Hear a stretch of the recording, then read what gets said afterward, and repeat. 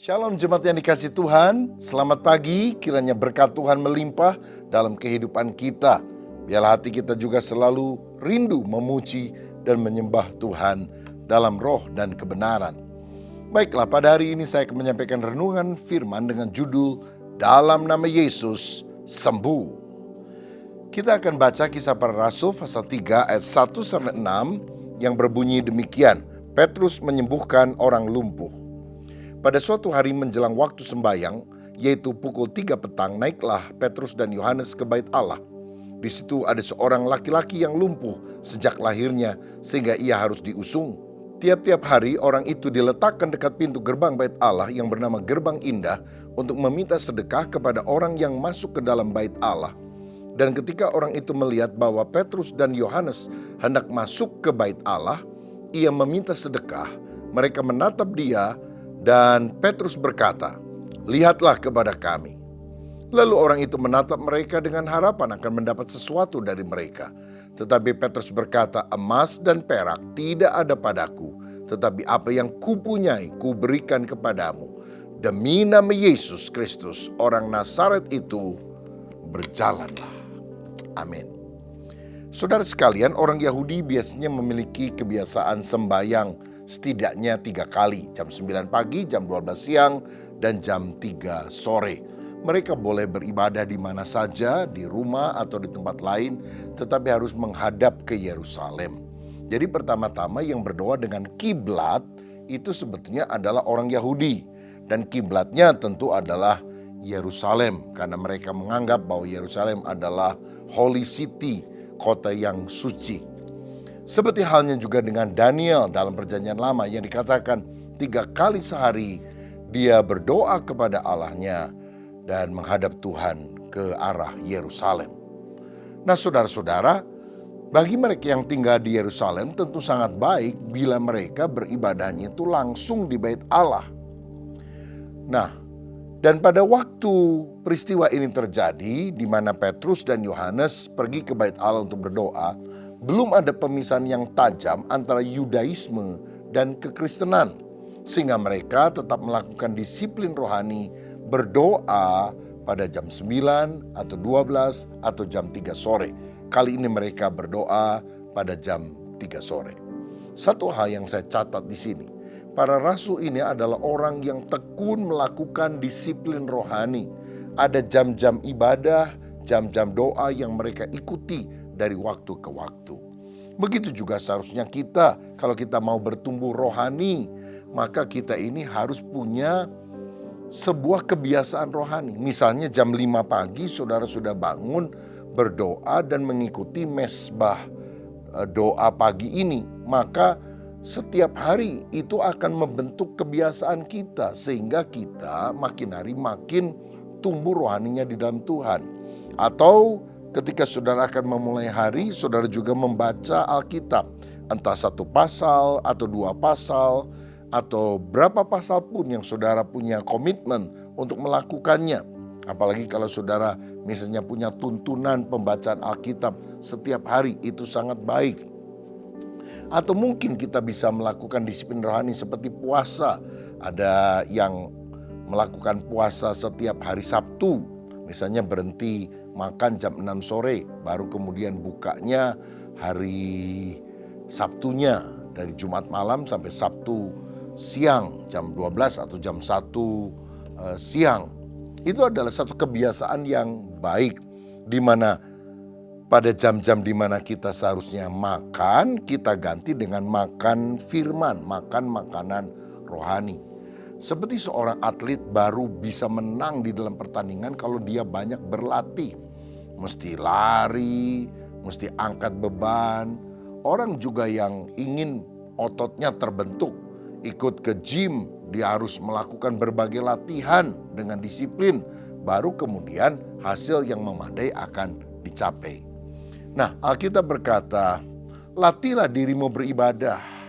Latihan badani, olahraga terbatas gunanya. Tetapi ibadah berguna dalam segala hal. Bukan hanya untuk hidup kita di sini yang sementara, tetapi di dalam kekekalan. Jadi ini pelajaran rohani yang sangat baik bahwa kita harus punya disiplin rohani yang baik. Nah, selanjutnya dikatakan ketika mereka berdua, Petrus dan Yohanes pergi ke bait Allah, mereka akan masuk bait Allah itu ke sebuah pintu gerbang. Namanya Gerbang Indah, karena memang dibuat sangat bagus sekali dengan biaya yang sangat mahal sekali. Tapi sayang, di pintu Gerbang Indah itu ada pemandangan yang tidak indah. Ada pengemis laki-laki yang lumpuh sejak lahir, diusung oleh orang dari rumahnya, lalu kemudian dia minta sedekah sepanjang hari. Sampai akhirnya kalau sore tiba diusung lagi ke rumahnya. Dan itu dilakukannya sudah bertahun-tahun, saudara. Dan mungkin keluarganya berpikir di pintu Gerbang Indah itu orang-orang akan tergerak hati. Karena ketika mereka sedang mau berdoa kepada Allah, mereka juga harus ingat bahwa mereka harus memberkati orang-orang yang berkekurangan. Bukankah ibadah sejati itu adalah kepada Allah, tetapi juga memberkati orang-orang yang lain. Mengasihi Allah dan mengasihi sesama manusia. Jadi dia gunakan lokasi yang tepat untuk menarik simpati dari banyak orang. Nah, saudara-saudara, dan kita lihat bahwa orang ini memang sungguh-sungguh lumpuh, ya. Karena kadang-kadang sekarang ini ada banyak pengemis yang pura-pura, begitu ya. Ada dua pengemis yang selalu duduk di jalan yang sama, dan dia minta-minta, ada seorang yang sering lewat sana kasih uang, dan dia tanya, teman kamu kemana? Kan biasanya berdua. Iya, dia lagi nonton bioskop katanya. Rupanya saudara, dia nggak sungguh-sungguh buta. Masa buta bisa nonton bioskop?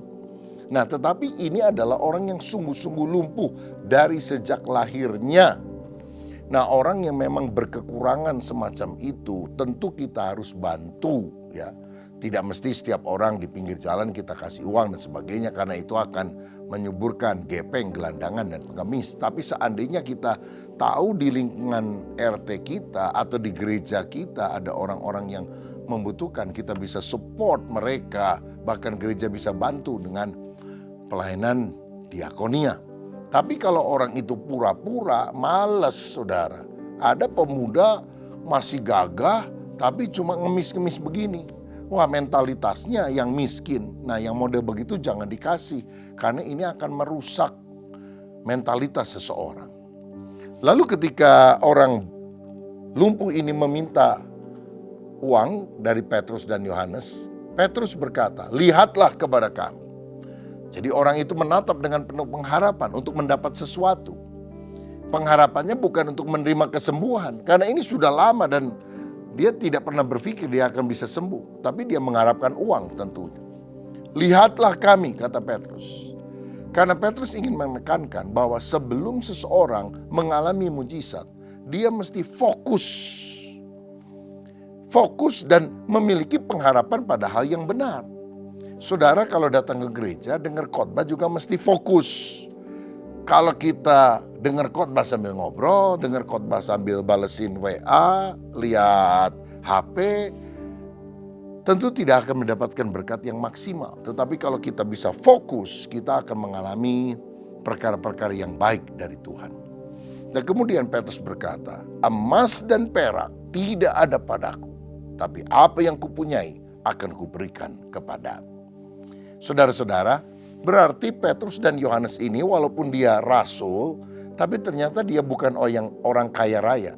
Nah, ini berbeda dengan pengajaran teologi kemakmuran yang berkata bahwa orang rohani itu cirinya kaya raya. Jadi kalau Anda miskin berarti Anda tidak rohani. Karena ternyata Petrus dan juga Yohanes berkata, "Emas dan perak aku tidak punya." Saudara-saudara, tapi mereka kemudian melanjutkan, "Tapi ada yang kami punya. Dan apa yang kami punya ini akan kami berikan kepadamu." Dari sini kita perlu belajar bahwa memberi itu harus dari apa yang kita punya, bukan dari apa yang kita tidak miliki. Jangan pernah bilang, "Oh, nanti kalau saya sudah jadi miliarder, duitnya banyak, saya baru nyumbang gereja." Nggak perlu begitu. Seorang janda punya uang 2 peser pun dia belajar memberi untuk Tuhan. Memberi dari apa yang saudara miliki, bukan dari apa yang engkau tidak miliki. Tetapi ada yang lebih dahsyat daripada uang, yaitu kuasa Tuhan. Nama Yesus yang berkuasa. Emas dan perak aku tidak punya, tapi apa yang kupunya kuberikan kepadamu. Dalam nama Yesus orang Nazaret itu, berjalanlah. Wow, luar biasa. Dan orang itu langsung melompat berjalan karena mujizat Tuhan. Nah, ini terjadi tentu bukan karena kuasa Petrus, tetapi ketika kita mengandalkan Tuhan, mengandalkan kuasa Roh Kudus untuk melakukan mujizat, Yesus tetap sama dulu, hari ini, sampai selamanya. Tuhan juga bisa menyembuhkan saudara pada saat ini ketika engkau meminta kepadanya.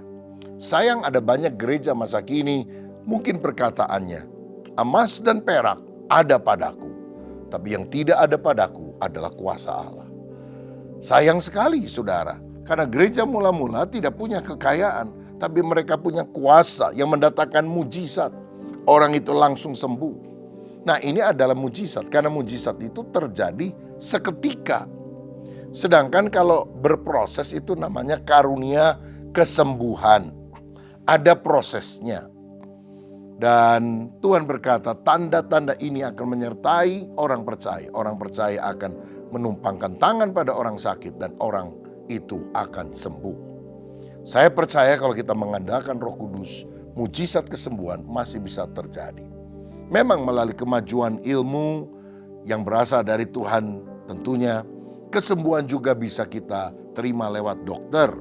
Misalnya salah satu penulis Injil adalah Dr. Lukas. Jadi Tuhan tidak membenci dokter, apalagi ilmu kedokteran, karena semua kebenaran itu berasal dari Tuhan.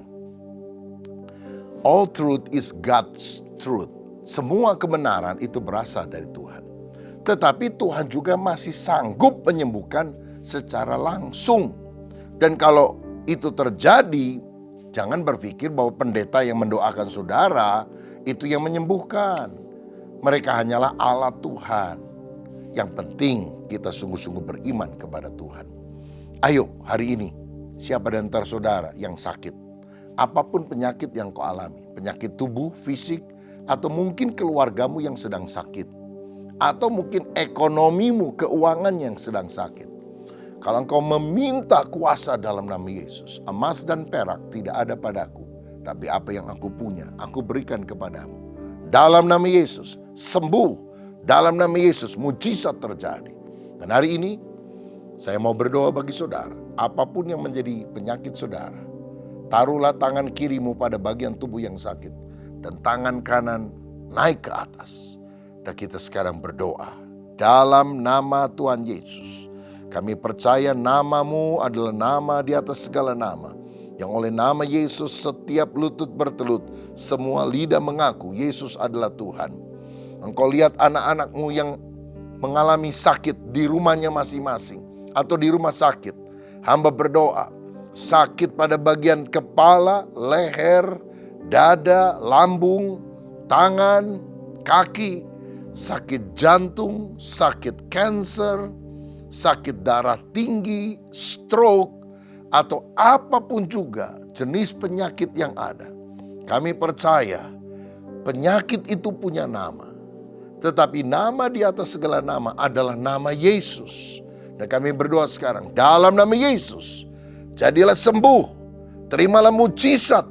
Oleh karena Tuhan, seperti orang lumpuh itu, ketika dia dengar perkataan Petrus, dalam nama Yesus, orang Nazaret itu, bangunlah, berjalanlah, dia pun sembuh. Sekarang kami minta dalam nama Yesus, mujizat terjadi. Dan kami yakin, kami sudah disembuhkan oleh kuasa Tuhan. Terima kasih Tuhan, biar berkat-Mu selalu melimpah dalam kehidupan kami. Di dalam nama Yesus, kami berdoa dan mengucap syukur. Haleluya. Amin. Tuhan Yesus memberkati.